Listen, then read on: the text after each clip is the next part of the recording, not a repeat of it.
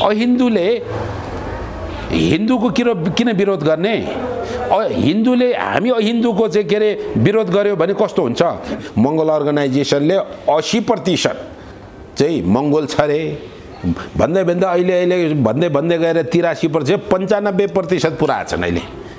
साउन असार साउनका चाहिँ के अरे भ्यागुता जस्तो ट्वार कराउने हो, चौबाटोको कुकुर जस्तो भुक्ने, आफ्नो क्यापासिटी बिल्डअप नगर्ने, आफू शासक नहुने र वर्तमान शासक र त्यो वर्तमान शासकका जातिहरू त्यही समुदायका मान्छेहरूलाई चिडाएर विदेशी शरणार्थी भनेर काशी लखेट्ने भन्ने कुरा गरेर अनि यताबाट हुङ्कार दिएर दसैँमा चाहिँ राष्ट्रिय छुट्टी हुने, अरूकोमा नहुने भन्ने कुरामा छुट्टी तपाईलाई चाहिएको हो नि, तपाईको आफ्नो अस्तित्वलाई स्वीकार्नलाई चाहिएको हो नि, हैन?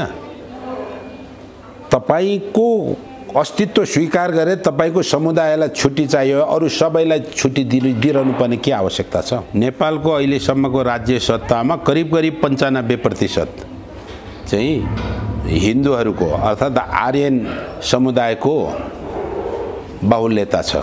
तर त्यो जनगणनामा देखाइयो मात्र, तर वास्तवमा त्यो त छैन भनेर भनिरहेछ नि अहिले त आदिवासी जनजातिका विश्लेषकहरूले, लेखकहरूले, अभियन्ताहरूले त्यो कुराहरू त हचुवाको भरमा विरोध गर्छ। 2-3% फरक होला, डाटा 2-3% फरक होला।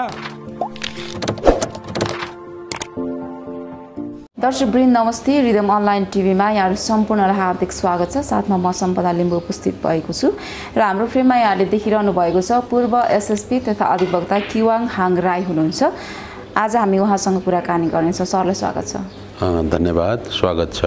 यो दसैँप्रतिको हरेक मानिसको आफ्नै किसिमको धारणा छ होइन। अब यो विशेष गरिकन हिन्दूहरूको चाहिँ महान चाड भनिन्छ र चाहिँ किराँत आदिवासी जनजातिहरूले चाहिँ कतिपयले यसको विरोध पनि गरिरहेको छ नि। यसमा चाहिँ अब तपाईँ पनि किराँत समुदायबाट हुनुहुन्छ होइन, यहाँको चाहिँ दसैँप्रतिको धारणा के छ त?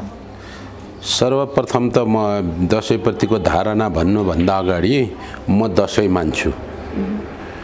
हरेक वर्ष हामी दसैँ मान्छौँ। यो वर्ष मेरो पूज्य पिताज्यूको भुइँदल राईको देहावसान भएको अहिले वर्ष दिन नागेको छैन, त्यसैले हामी शोकमा छौँ र त्यो शोकमा परेको हुनाले एक वर्ष नमान्ने परिपाटी अनुसार यो वर्ष मेरो दसैँ छैन, अर्को वर्ष हुनेछ। पहिलो कुरा त म दसैँ मान्ने मान्छे हो। दोस्रो कुरो, जुन अहिले दसैँ हिन्दूको मात्र चाड हो, यो आयातित चाड हो, त्यसमाथि पनि हाम्रा पुर्खाहरू पश्चिममा लिगलिकोटमा खड्का मगर राजालाई को टाउको गेडेर उसको रगतले लगाएको टीका हो। यसरी टीका बहिष्कार गर्दाखेरि रामलिहाङ र रिरीमा आठपहरिया राईहरू मारिएको हो। यसैले यसलाई बहिष्कार गरौँ भन्ने जुन एउटा बहिष्कारवादीहरू छन्, उहाँहरू थोरै समूहमा छन्। तर यो बहिष्कार सँगसँगै उहाँहरूको यो बहिष्कारको अहिलेको पछिल्लो तर्क र सुरुमा उनीहरूले बहिष्कार गरेको तर्कमा अहिले अलि फरक आछ। खास गरेर दसैँ बहिष्कार भनेको 2047 सालमा आएको बहुदलीय व्यवस्थापछि चाहिँ यो कुरा पहिले एमएनओका गोपाल गुरुङले यो दसैँ बहिष्कार गर्न सुरु गरेका हुन्। उसले त्यसबेला रावण, तारकासुर, महिषासुर, कंस यस्ता चाहिँ के अरे राक्षसहरू चाहिँ हाम्रा पुर्खा हुन्। यी चाहिँ के अरे बाहुन छेत्रीको देवताहरूले मारेर हाम्रो पुर्खालाई मारेर दसैँ सुरुवात गरेको हुनाले हामी बहिष्कार गरौँ भने यो 2039 सालमा 49 सालमा को पर्चामा छ, गोपाल गुरुङ आफ्नै नाममा छ। त्यसबेला मैले 2039 सालमा यसको विरोध गरेको थिएँ मैले। अनि पछि आएर लिगलिकोटको खड्गा मगरलाई काटिएको, पछि आएर यो आठपहरिया राई जो धनकुटामा मात्र बस्छन्, रामलिहाङ र रिरीमाको हत्या गरियो दसैँ बहिष्कार गर्ने क्रममा पछिल्लो राणा शासकले भन्ने कुरा यो पछि आएर जोड्यो यिनीहरूले है। अब यो सँग दसैँको ऐतिहासिक सुरुवात मेल खाँदैन। दसैँ भनेको सत्यमाथि असत्यमाथि सत्यको विजय, राक्षसी प्रवृत्ति, राक्षसी प्रवृत्ति राक्षसी मनोभावना र राक्षसमाथि दैवीय शक्ति सत्यको पक्षले विजय भएको सिद्धान्तमा आधारित छ। त्यसमाथि पनि नवदुर्गा भनेको 9 दिनसम्म त्यो दुर्गा भगवतीको विभिन्न नामहरू छन्। 9 दिनसम्म शक्ति दुर्गा माता भनेको शक्ति माताको चाहिँ के अरे पूजा आजामा चाहिँ के अरे यो दसैँ आधारित छ। अनि 10औं दिन आज यो वर्षको आज चाहिँ आफ्ना मान्यजन पूज्यजनबाट आशीर्वाद थाप्ने उहाँहरूलाई सम्मान गर्ने मान्ने आधारमा यो दसैँ छ भनेपछि जसरी जो विरोध गर्दै गरे खास गरेर खुङखार विरोध गर्ने भनेको एमएनओ र हाम्रा आङ्काजी शेर्पाजी उहाँ आङ्काजीकै कुरामा लाई लिउँ भने म किराँती मेरो बाजे हजुर बाजे गजमान राई जङ्गबहादुर राणाको पालाको मान्छे हो। त्योभन्दा अगाडिको मेरो जङ्गवीर मेरो बाजे अझ अगाडिको राणा शासन आउनुभन्दा अगाडिको त्यो समयदेखि मेरा पुर्खाले चाहिँ दसैँ मानेको म पाउँछौँ। इभेन म बान्तवा राई को हाम्रो त दसैँ माग भन्ने घरभित्र चाहिँ के अरे पूजा हुन्छ। त्यसमा हाम्रो सम्पूर्ण सदस्यहरूको इनरोलमेन्ट हुन्छ। जब मृत्यु भइसकेपछि त्यो मागबाट बाहिर निकाल्ने काम पनि हुन्छ भने यो परिपाटी चलिआएको दसैँ अब तामाङहरूले पनि आफ्नै रूपले आफ्नो दसैँ रहेछ। सुनवारहरूको आफ्नै नाममा फिदर के नामको चाहिँ के अरे दसैँ मान्दा रहेछन् होइन। एक्ज्याक्टली दसैँ भन्ने चाहिँ के अरे नभएर आफ्नो आफ्नै परम्परामा यो मान्दै आइएको अवस्था छ। आफ्नो पूज्यजनहरूलाई मान्ने आफ्नो पूज्यजनबाट आशीर्वाद लिने खराब कुरा होइन। र बहिष्कारवादीहरूले सिधै ब्राह्मण क्षेत्री हिन्दूलाई आरोप लगाउँदै यो दसैँको असल पक्षलाई चाहिँ बहिष्कार गर्ने तर यो दसैँको नाममा खाइने भोज हैन मादक पदार्थ मासु मांस चाहिँ त्याग नगर्ने परिपाटी छ।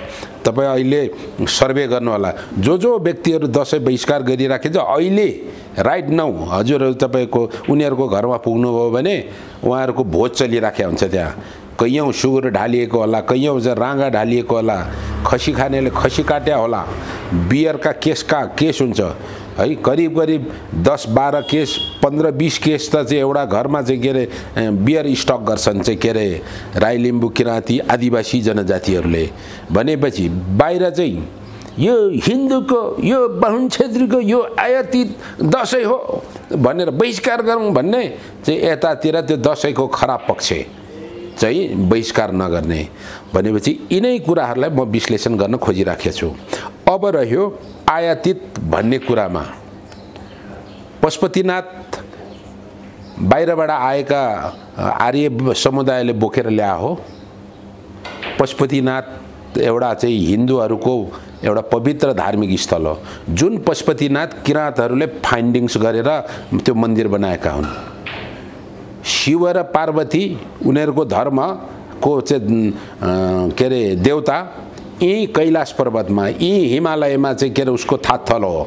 त्यो बाहिर युरेसियाबाट इरान पर्सिया हुँदै बोकेर ल्याएका हुन् त होइनन्। भने जति पनि शक्तिका पीठहरू जति पनि शक्तिका देवताहरू उहाँहरूको आगमनभन्दा अगाडि नवआगन्तुक आर्य मित्रहरूको आगमनभन्दा अगाडिदेखिको इस्टाब्लिस हो। र स्पेसली भन्ने हो भने हिन्दू आर्यन समुदायमा नारीलाई त्यति स्वतन्त्रता छैन, नारीलाई दमन गरेर राखिएको छ। भनेपछि त नवदुर्गा भगवतीलाई पुज्ने नारीलाई पुज्ने त किराँत संस्कृति हो। किराँत राईहरूको पारोहाङ सुम्निमाको पूजा हुन्छ। तपाईँ लिम्बूहरूको चाहिँ के तागेरा निङवा भुमाङ। अनि अर्को कुरा के भन्छन् यी बहिष्कारवादी विद्वानहरूले यो राई लिम्बू किराँतीहरू भनेको चाइनाबाट आएको भन्छन्। त्यो गलत हो।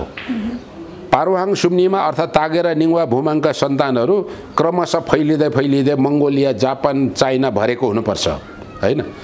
किनकि हाम्रो सृष्टिकर्ता तागेरा निङवा भुमाङ त हाम्रो यही हिमालय क्षेत्रमा चाहिँ बसोबास गर्थे नि त, हाम्रो विश्वास छैन।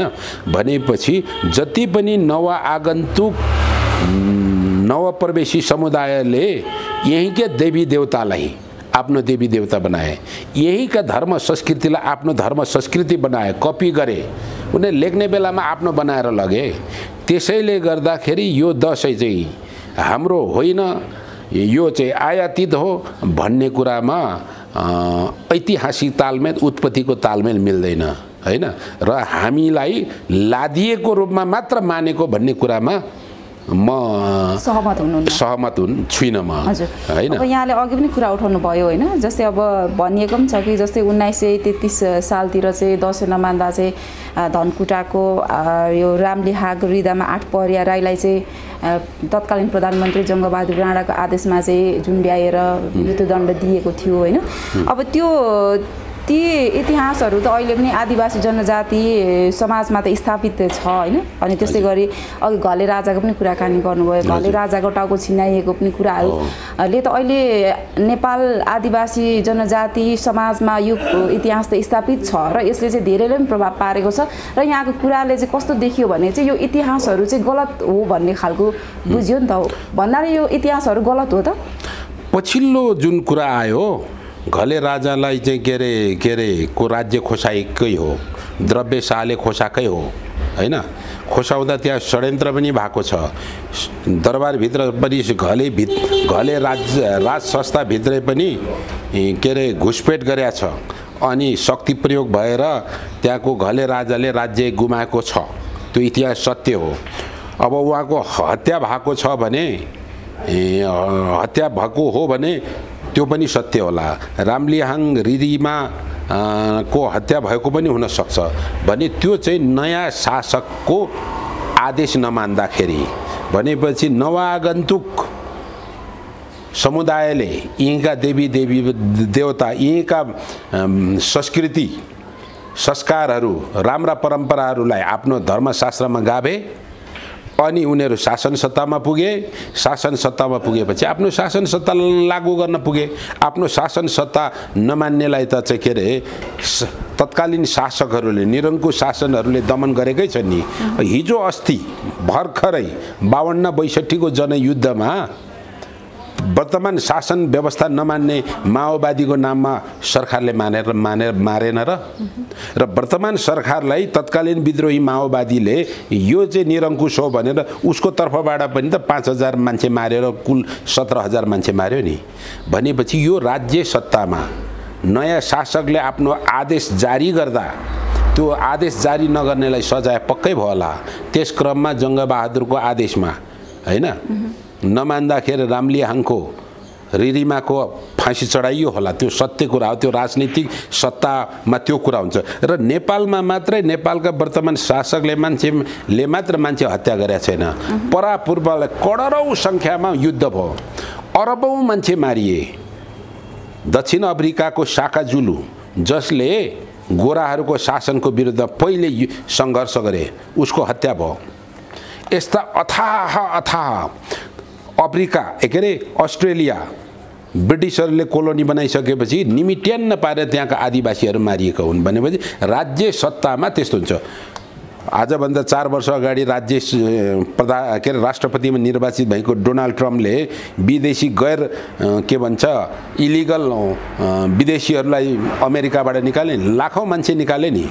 भने त्यो नयाँ सत्ताले, उसको शासन सत्ताले चाहिँ के अरे आदेश दिएको कुरा हो, जुन चाहिँ जनताहरूले पालना गर्नुपर्छ। यदि जनताहरूले पालना गरेन भने कानुन बमोजिम कारबाही हुन्छ। त्यही क्रममा चाहिँ के अरे भएको हुन सक्छ र यदि त्यस्तो हो भने त्यसप्रति पनि त मेरो विमति छ। त्यो विरोध गर्नुपर्छ। विरोध मात्र गरेर हुँदैन। त्यो हिजोको शासकले त्यसरी दमन गरेका छ भने शक्ति आर्जन गरेर आफू शासक बन्नु पर्यो नि र आफ्नो शासन सत्ता पल्टाउनु पर्यो नि। साउन असार साउनका चाहिँ के अरे भ्यागुता जस्तो ट्वार कराउने हो, चौबाटोको कुकुर जस्तो भुग्ने, आफ्नो क्यापासिटी बिल्डअप नगर्ने, आफू शासक नहुने र वर्तमान शासक र त्यो वर्तमान शासकका जातिहरू, त्यही समुदायका मान्छेहरूलाई चिडाएर विदेशी शरणार्थी भनेर काशी लखेट्ने भन्ने कुरा गरेर अनि यताबाट हुङ्कार दिएर उनीहरूलाई सजग बनाउने, आफू चाहिँ सक्षम दक्ष योग्य बन्नेतर्फ नलाग्ने यो प्रवृत्तिलाई मैले राक्षसी प्रवृत्ति जस्तो छ यसमाथि विजय प्राप्त गर्नुपर्छ। आफ्नो चेतनाको ढोका खोल्नु पर्यो, आफ्नो ज्ञान बढाउनु पर्यो, आफ्नो विवेकको ढोका खोल्नु पर्यो र आफूले गर्दै गरेको कुरा के हो।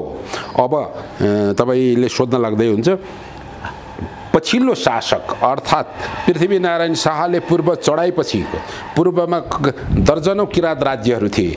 अधिकांश लडाइँबाट नेपालमा गाभियो, केही राज्यहरू सम्झौताबाट नेपालमा गाभियो।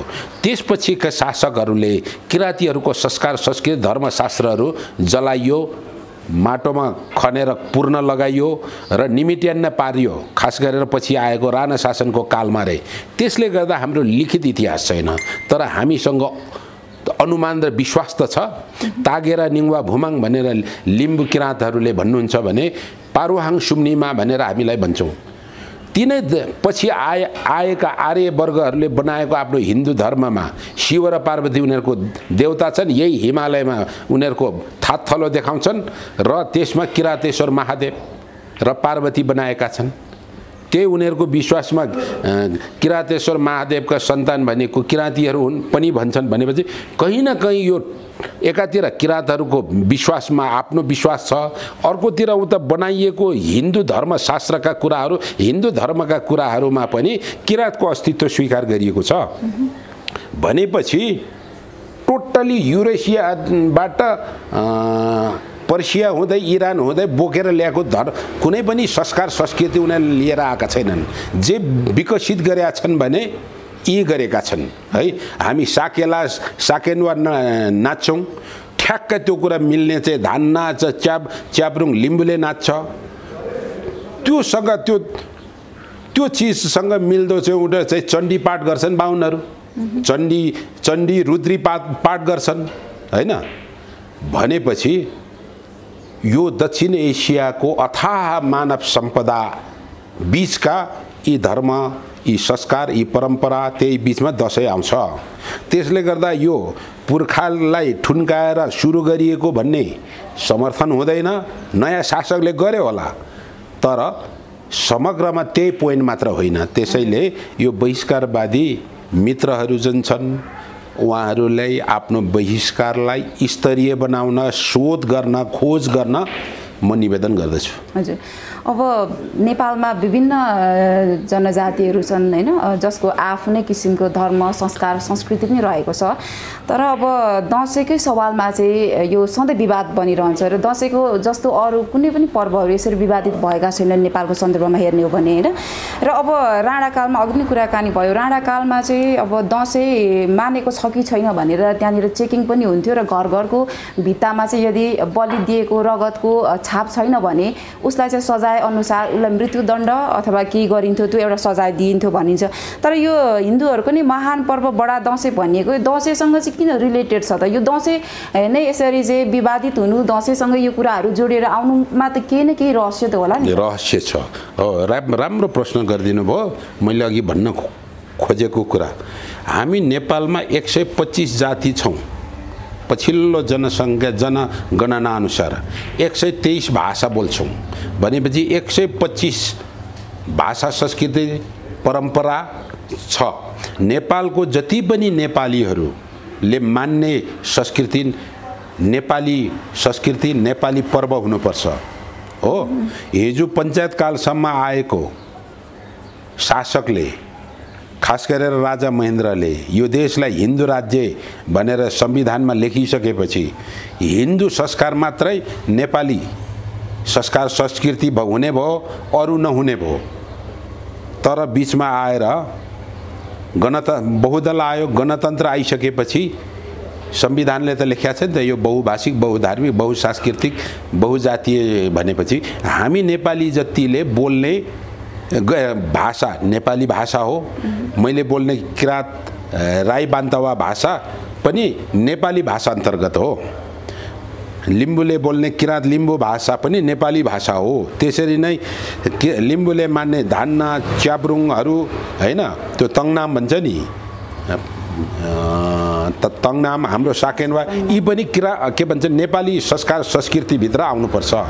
यहाँनिर के छ भन्दा यो 241-46 वर्ष यताका एकल नस्लीय शासकहरूको एउटा षड्यन्त्रकारी जत्था छ, अहिले पनि छ त्यो जत्था।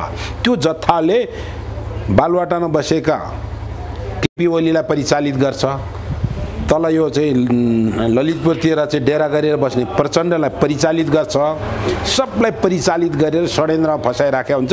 त्यसरी नै हाम्रा आदिवासी हाम्रा जनजातिहरूका नेताहरूलाई पनि भाडिएका हुन सक्छ, परिचालन गरेको हुन सक्छ।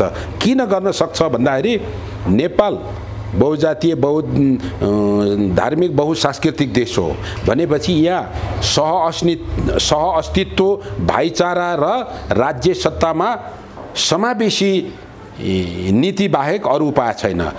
यो समावेशी नीतिलाई सर्वस्वीकार्य गर्नको लागि सबैको सहअस्तित्व कदर गर्नुपर्छ। त्यो सबैको अस्तित्व सर्वस्वीकार्य नहोस् भनेर यहाँ जातीय घृणा मचाइन्छ, जातीय घृणा मचाउने काम गरिन्छ।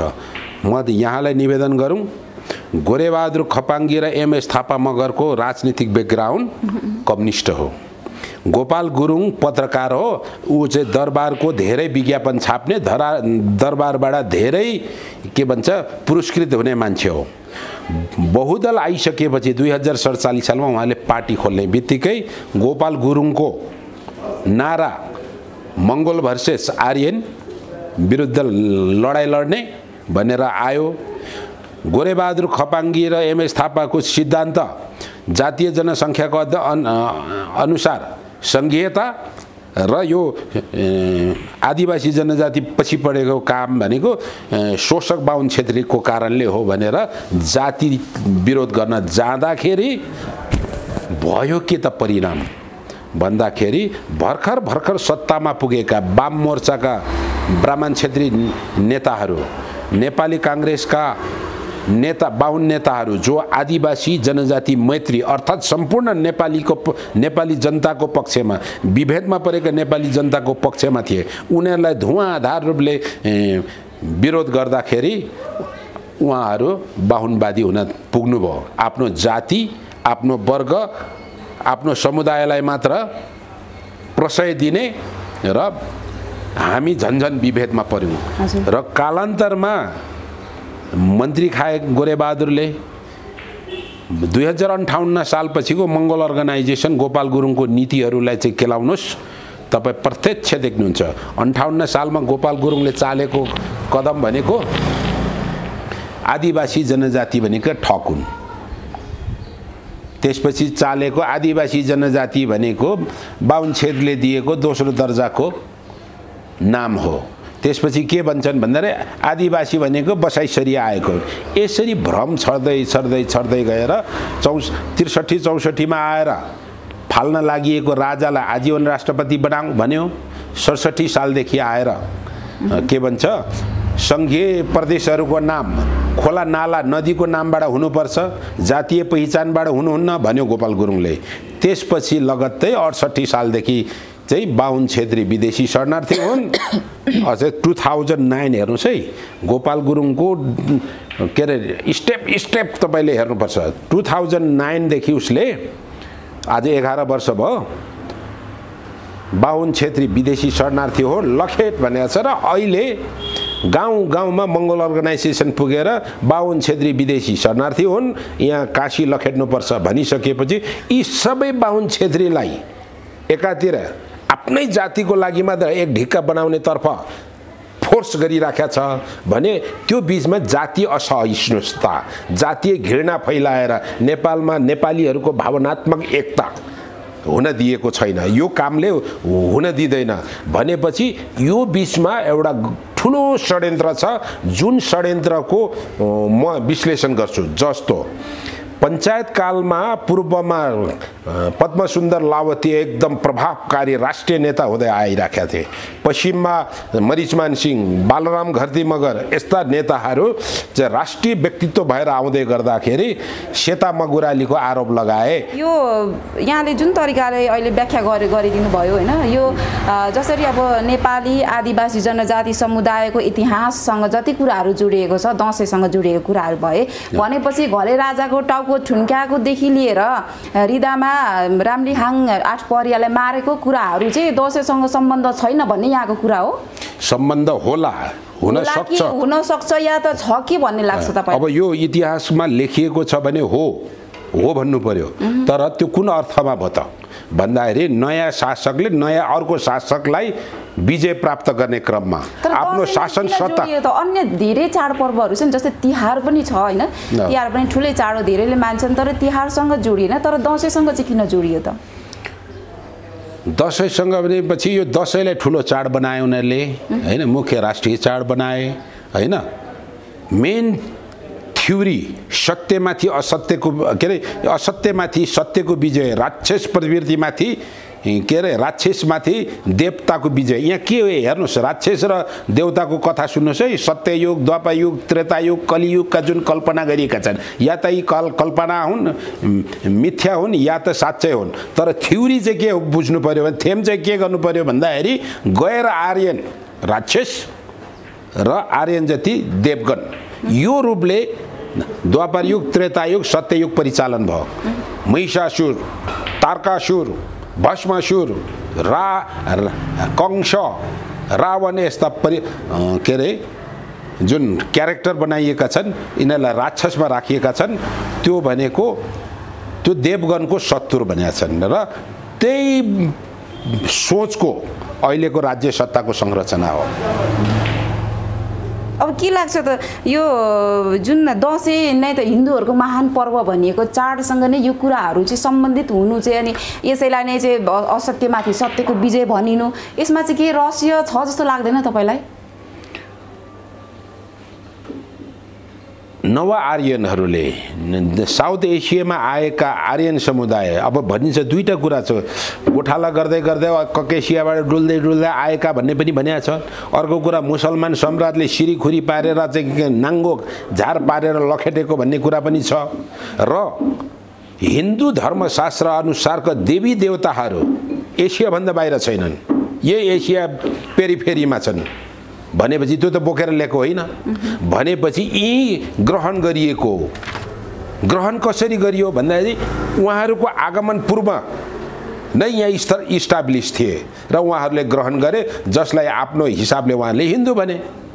त्यो कुरामा धेरै कुरा हाम्रो कुराहरू मेल खान्छन्। हामी त बाहुन छेत्री भन्दा अर्थात् आर्यन समुदाय भन्दा पछि आएको मान्छे त होइनौँ नि। अनि बाहुन छेत्री अर्थात् आर्यन समुदाय आएर मात्र सबै कुरा सिकाएको, हाम्रो त्योभन्दा अगाडि केही पनि थिएन भन्ने कुरामा त म विमति राख्छु।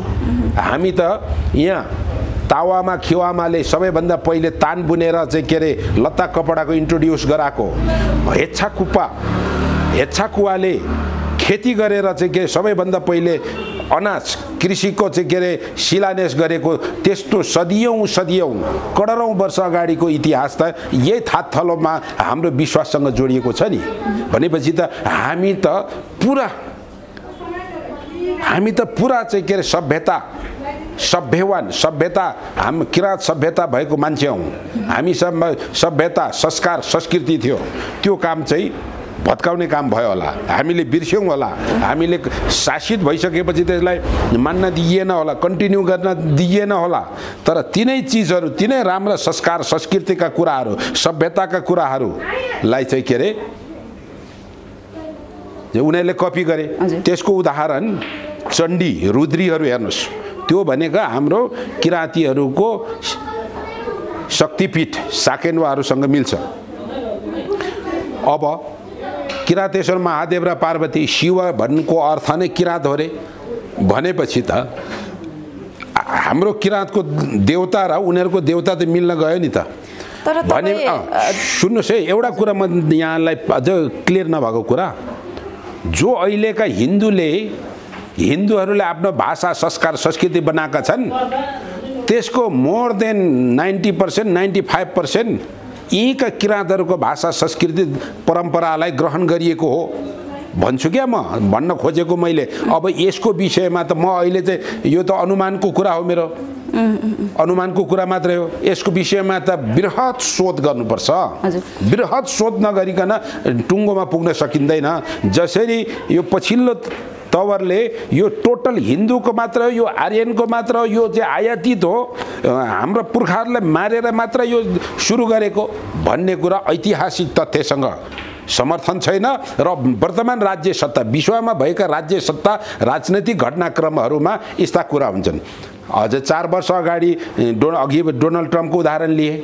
हरेक नयाँ शासकले आफ्ना रुल राख्छ। हिजो अहिले जुन विदेशी च्यानलहरू अहिले बन्द भएको छ नि, त्यो भर्खरको नेपाल सरकारको आदेशअनुसार। भनेपछि सरकारका आदेशहरू त लागू हुन्छन् नि। हिजो राणाकालभन्दा अगाडि एउटा चाहिँ स्थिति थियो होला, जङ्गबहादुरको उदयपछि एउटा अझ निरङ्कुश एकतन्त्रीय लागू भएर नेपाली जनता त दमन गरिएको थियो नि। त्यो क्रममा रामलिहाङ र रिदिमाको चाहिँ फाँसी चढाइयो होला। फाँसी त अरू पनि चढाएका छन्। लखन थापा मगर त जङ्गबहादुरकै पालामा मारिएको हो। त्यसपछिका 4 जना पुराना शहीदहरू, अनि पञ्चायतकालमा कति मरे, हिजो अस्ति जनयुद्धमा कति मरे, भर्खरै त्यो होइन अर्को नयाँ शहीद हुनुपर्छ भनेर क्लेम गरिएको छ। भनेपछि राज्य सत्तासँगको झडपमा राज्यले आफ्नो विपक्षी ठानेकोलाई दमन गर्ने र विपक्षी जनताले राज्यलाई आफ्नो अपोनेन्ट ठानेर जुन भएको सङ्घर्ष हो, झडप हो, त्यो क्रममा मान्छेहरूको हत्या भएको छ। करोडौँ युद्धमा अरबौँ मान्छे मरेको छ। अब नेपालमा धेरै जातिहरू छन्, अब उनीहरूको आफ्नै धर्म संस्कार संस्कृति छ। तर पनि अब हिन्दूको धर्म संस्कार संस्कृतिलाई चाहिँ राज्यले आफ्नै तरिकाले सुरक्षा गरेको छ, संविधानले पनि त्यसलाई सुरक्षा गरेको छ। अब अन्य जातिहरूको पनि आफ्नै चाडहरू छ नि। जस्तै अघि तपाईँले किराँत राई भन्नुभयो, हजुर राई हुनुहुन्छ, हजुरको साकेला छ, लिम्बूको चासुक तङनाम होला, विभिन्नहरू चण्डीहरू होला, विभिन्न छ नि आफ्नो, होइन, सुनुवारको छ, अरू विभिन्न जातको छ। तर उनीहरूको आफ्नो चाडपर्वमा जति अहिले दसैँले जसरी राष्ट्रिय चाडको रूपमा जसरी मनाउँछन्, राष्ट्रपतिहरूले जसरी मनाइरहेछ धुमधामको साथ, तर उनीहरूको चाडमा चाहिँ बिदा पनि दिँदैनन् भन्ने खालको त विभिन्न आरोपहरू चाहिँ गैर आदिवासी गैर हिन्दूहरूले त लगाइरहेछ नि। यसमा चाहिँ के छ त तपाईँको धारणा? तपाईँ त आफै पनि किराँती राई हुनुहुन्छ, साकेला मनाउनुहुन्छ, तपाईँको साकेलामा चाहिँ बिदा के कति छ त? बिदा छ, उभाउलेमा बिदा छ। किराँत सोसाइटी हेर्नुहोस् है, यहाँ त्यो पनि केही विरोध पश्चात अहिले अलिअलि केही मात्रामा बिदा बीचमा राष्ट्रिय बिदाई थियो। अहिले आएर सम्बन्धित समुदायलाई मात्र बिदा दिएको छ। यसलाई मेरो आफ्नो बुझाइ छ। यसमा तपाईँले अघि मैले छुटेको कुरा, यो सम्पूर्ण 123 जातिको भाषा संस्कार संस्कृतिलाई राज्यले समान रूपले संरक्षण दिनुपर्छ। यो विगत 246 वर्ष यता खस भाषालाई संरक्षण दिएर हाल आएर देवनागरीको नेपाली भाषा भनेर बनाइयो। हिजो 2047 सालसम्म त यो राष्ट्रभाषा थियो। 2047 सालको संविधानले हामीले बोल्ने अन्य भाषाहरू राष्ट्रिय भाषा भयो। अन्तरिम संविधानमा आइसकेपछि सबै भाषा चाहिँ राष्ट्रभाषा भए। त्यसपछि सरकारी कामकाजको भाषामा चाहिँ के अरे देवनागरी लिपि नेपाली भनियो। भनेपछि भाषालाई यसरी संरक्षण गरेर त्यो भाषालाई समृद्धशाली बनायो भने नेपालमा बोलिने 123 भाषालाई पनि राज्यले समान रूपले संरक्षण गरेर समृद्धशाली बनाउनुपर्छ। अब रह्यो छुट्टीको सवालमा, दसैँमा चाहिँ राष्ट्रिय छुट्टी हुने, अरूकोमा नहुने भन्ने कुरामा है, छुट्टी तपाईँलाई चाहिएको हो नि, तपाईँको आफ्नो अस्तित्वलाई स्वीकार्नलाई चाहिएको हो नि, होइन? तपाईँको अस्तित्व स्वीकार गरे तपाईँको समुदायलाई छुट्टी चाहियो, अरू सबैलाई छुट्टी दिइरहनु पर्ने के आवश्यकता छ? त्यसो भए यो जस्तै यो दसैँ नमान्नेहरूलाई चाहिँ किन छुट्टी दिनु पर्यो त अहिलेको सन्दर्भमा? किन यति लामो चाहिँ बिदा दिएर चाहिँ अरूलाई चाहिँ किन त्यसरी राख्नु पर्यो?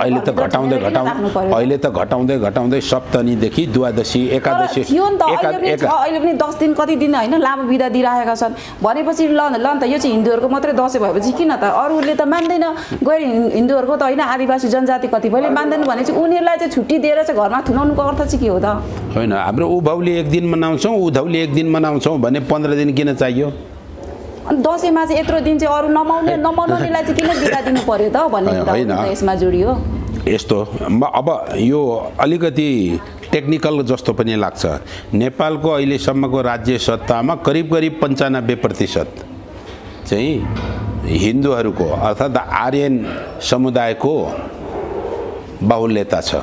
तर त्यो पुराणमा देखाइयो मात्र, तर वास्तवमा त्यो त छैन भनेर भनिरहेछ नि अहिले त आदिवासी जनजातिका विश्लेषकहरूले, लेखकहरूले, अभियन्ताहरूले त्यो कुराहरू त त्यो हचुवाको भरमा विरोध गर्छ। 2-3% फरक होला, डाटा 2-3% फरक होला है। अज्ञानताले नाम देखाए त्यसमा हिन्दूको अझै पनि अज्ञान छ र चाहिँ बिचमा यत्रा ठुल्ठुला नेता छन् र अज्ञानताकै भरमा डाटा बन्दैछ भनेर भन्छन् भने त्यो हचुवा भन्छु म। हरेक गाउँघरमा तपाईँ यो जनयुद्ध पछिको कुरा, खास गरेर यो कम्युनिस्ट पार्टी जुन अहिले चाहिँ सत्तामा पुगेपछि माथिल्लो सङ्घीय सत्ताका कम्युनिस्ट भनेपछि त यो त बिग्रेको कम्युनिस्ट भयो। तर गाउँमा त सही कम्युनिस्टहरू छन् नि, उनीहरूले त घर मान्छेको टाउको गनेछ।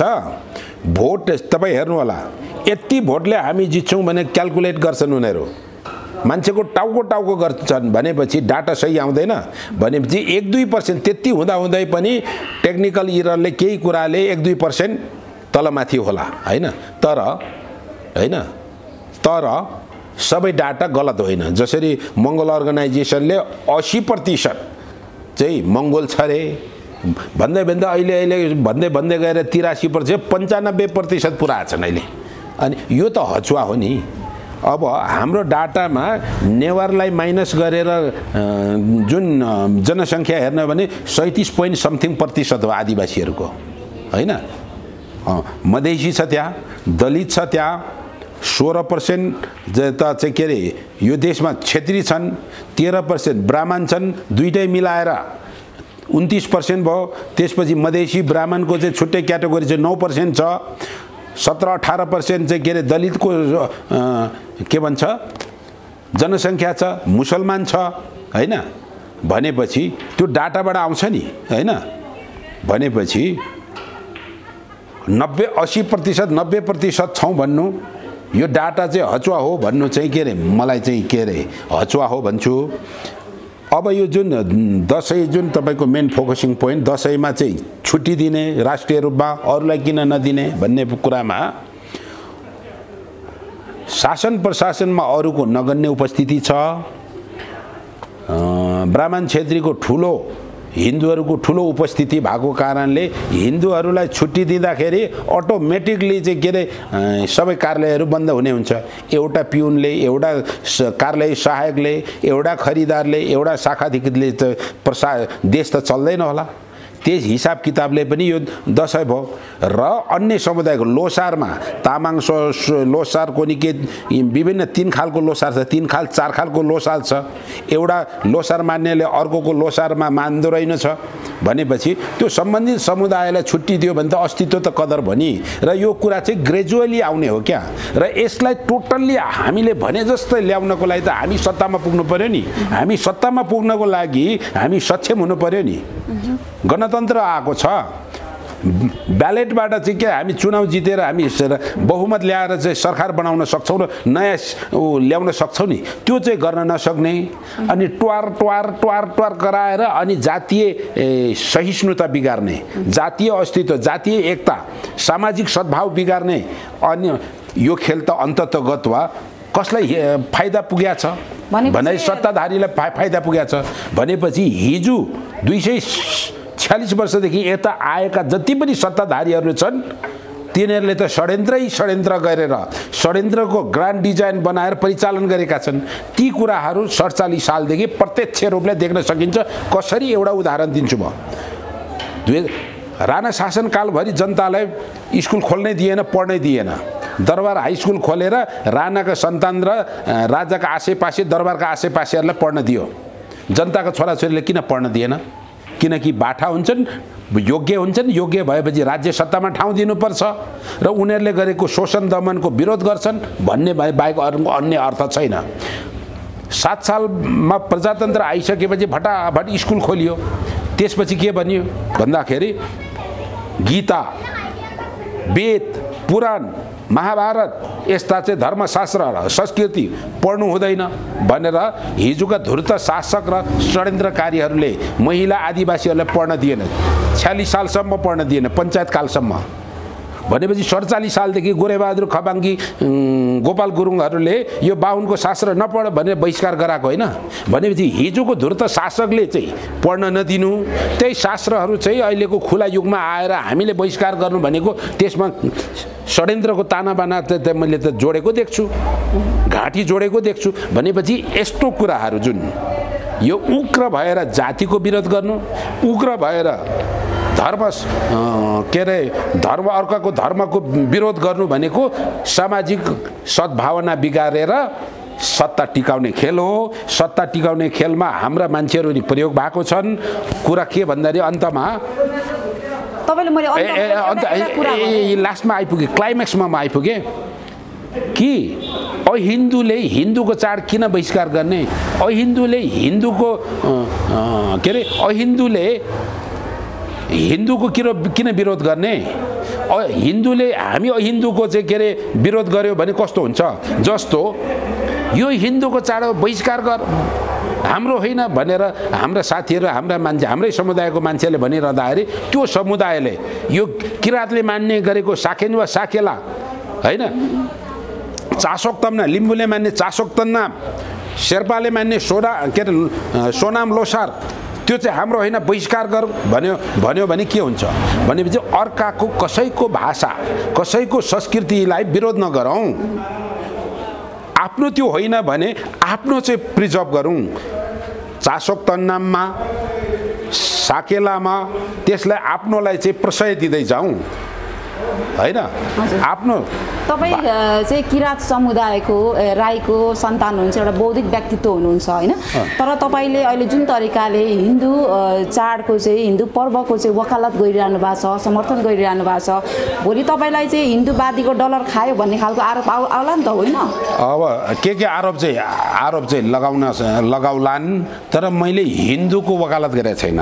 तर तपाईँ कुराबाट प्रश्न देख्यो, तपाईँ हिन्दूको चाडपर्वलाई समर्थन गरिरहनु भन्छ। यो हिन्दूले सबै मेरो संस्कार संस्कृति कपी गरेर आफ्नो बनाएको छ भन्ने कुरा म देखाउँदैछु मैले होइन।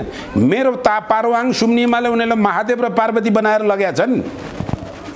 मेरा शक्तिपीठहरूमा चाहिँ के अरे उनीहरूले आफ्नो शक्तिपीठ बनाएर लगे, हामीले मान्न छोड्यौँ होइन। त्यो पशुपतिनाथलाई उनीहरूले बाहुनको हिन्दूको मात्र बनायो, त्यो त किराँतीले बनाएको हो नि। तपाईँले कुरा अलिकति बुझ्नु भएन। मैले हिन्दूको वकालत गरिराखेको छैन। हिन्दूको चाडलाई अहिन्दूले विरोध नगर।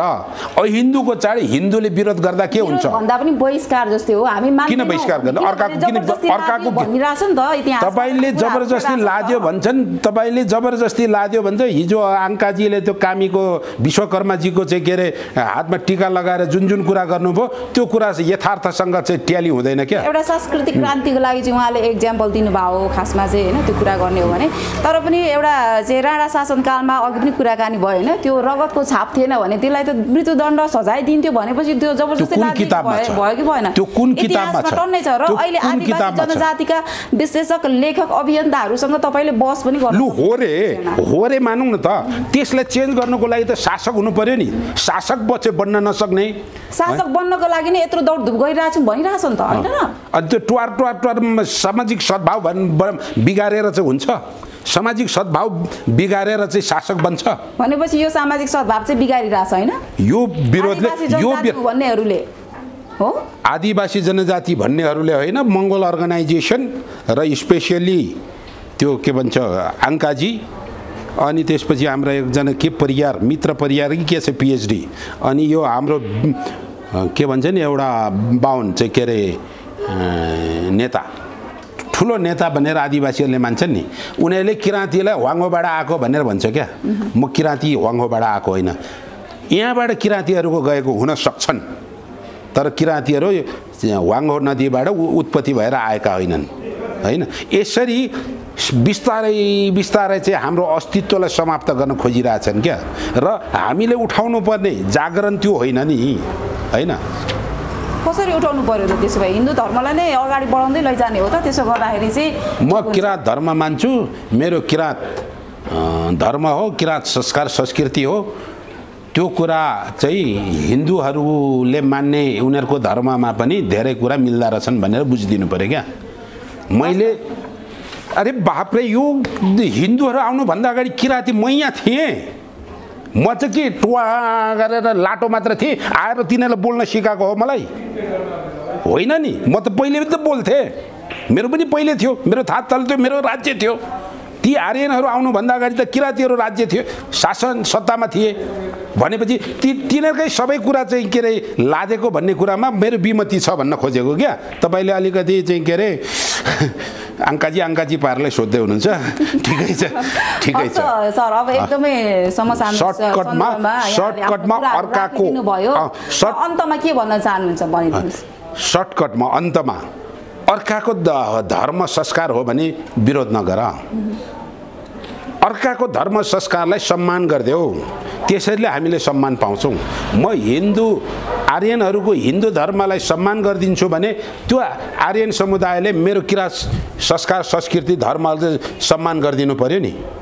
अनि होचाएर घोचेर निचोरेर चाहिँ के अरे सत्ता पनि आउँदैन, उन्नति पनि हुँदैन, प्रगति पनि हुँदैन हैन।